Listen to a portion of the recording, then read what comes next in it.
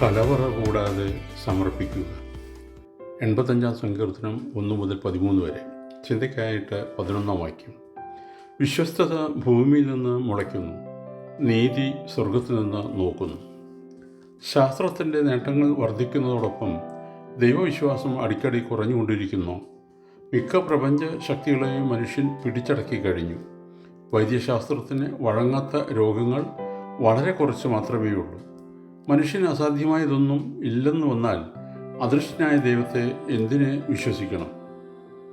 ആകട്ടെ, ഈ ചോദ്യം ഉന്നയിക്കുന്നവരോട് ഒന്ന് ചോദിച്ചു കൊള്ളട്ടെ.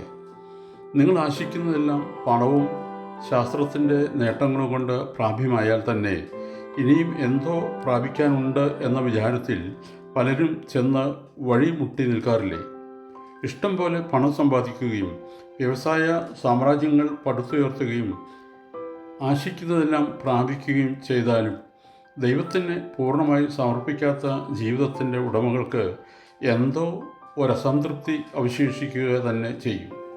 മദ്യവും മയക്കുമരുന്നുകൾ കൊണ്ട് അവർ സൃഷ്ടിക്കുന്ന മായാലോകവും സാക്ഷാൽ സംതൃപ്തി നൽകുന്നില്ല. ധനാഢ്യരുടെ കുട്ടികൾ പഠിക്കുന്ന പരിഷ്കൃത നഗരങ്ങളിലെ കലാശാലകൾ ഇന്ന് അസംതൃപ്തിയുടെ കൂത്തരങ്ങങ്ങളായി തീർന്നിരിക്കുന്നത് എന്തുകൊണ്ട് എന്ന ചോദ്യത്തിന് ഇനിയും ഉത്തരം ലഭിച്ചിട്ടില്ല.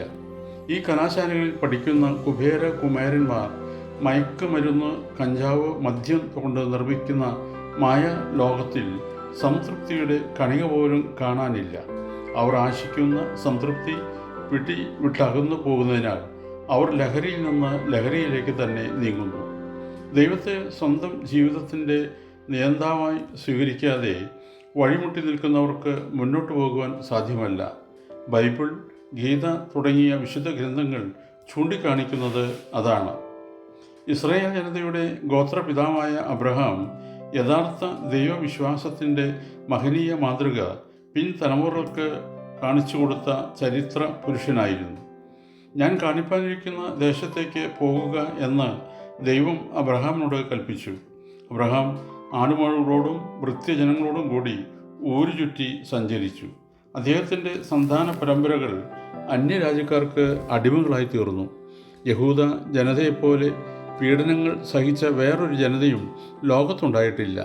എന്നാൽ സർവേശ്വരനായ ദൈവത്തെ തങ്ങളുടെ നിയന്താവും കർത്താവുമായി സ്വീകരിച്ച ഈ ജനതയെ അവിടുന്ന് ഒരിക്കലും കൈവിട്ടിട്ടില്ല.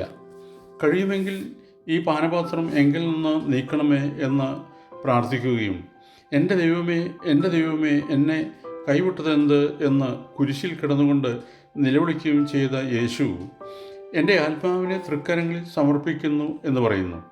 ഈ വാക്കുകളിൽ ഉദാത്തമായ വിശ്വാസത്തിൻ്റെ ഉത്തമ മാതൃക നാം കാണുന്നു. A Christian in east Germany എന്ന പുസ്തകത്തിൽ ഒരു പെൺകുട്ടിയുടെ കഥ വിവരിക്കുന്നുണ്ട്. അവളുടെ അച്ഛൻ മരിച്ചു, അമ്മ രോഗിണിയാണ്. 2ാം ലോകമഹായുദ്ധത്തിൽ ഒരു ബോംബ് സ്ഫോടനത്തിൽ അവളുടെ ഒരു കൈ നഷ്ടപ്പെട്ടു. 6 മാസം ആശുപത്രിയിൽ കിടന്നു. ക്രിസ്ത്യൻ യൂത്ത് ഫെലോഷിപ്പ് പ്രവർത്തകരെ ആശുപത്രിയിൽ വെച്ച് പരിചയപ്പെട്ടു. ക്രിസ്തുവിനെ പറ്റി കേൾക്കുകയും ക്രിസ്ത്യാനിയെ തീരുകയും ചെയ്തു. ക്രിസ്തുവിനെ ഉപേക്ഷിച്ചില്ലെങ്കിൽ പരീക്ഷിച്ചിരിക്കുവാൻ അനുവദിക്കുകയില്ല എന്ന് കമ്മ്യൂണിസ്റ്റ് ഗവൺമെൻറ്റിൻ്റെ വക്താക്കൾ അവളെ ഭീഷണിപ്പെടുത്തി. അങ്ങനെ മനസ്സാക്ഷിക്ക് വിപരീതമായി ഒരു കമ്മ്യൂണിസ്റ്റാകാൻ അവൾ നിർബന്ധിതയായി. പക്ഷേ കുറ്റബോധം അവളെ കുത്തി നോവിച്ചു. ഒടുവിൽ അവൾ പാർട്ടിയിൽ നിന്ന് രാജിവെച്ചു. എന്തു വന്നാലും എൻ്റെ വിശ്വാസത്തിന് വേണ്ടി നിലകൊള്ളുമെന്ന് ആ പെൺകുട്ടി ഉച്ചസ്ഥരം പ്രസ്താവിച്ചു. വിശ്വാസത്തിന് വേണ്ടി സാമ്പത്തിക സുരക്ഷിതത്വം, ആരോഗ്യം എന്നല്ല, ജീവിതത്തെ ആകമാനം പണയപ്പെടുത്തുവാൻ നമുക്ക് കഴിയണം. ഓർക്കണമേ, ആദരിക്കുന്ന ആദർശത്തിനു വേണ്ടി ജീവിതം അർപ്പിക്കുകയാണ് പരമാനന്ദം. എബ്രായലേഖനം 11:1. വിശ്വാസം എന്നതോ ആശിക്കുന്നതിൻ്റെ ഉറപ്പും കാണാത്ത കാര്യങ്ങളുടെ നിശ്ചയവും ആകുന്നു. ദൈവം അനുഗ്രഹിക്കട്ടെ.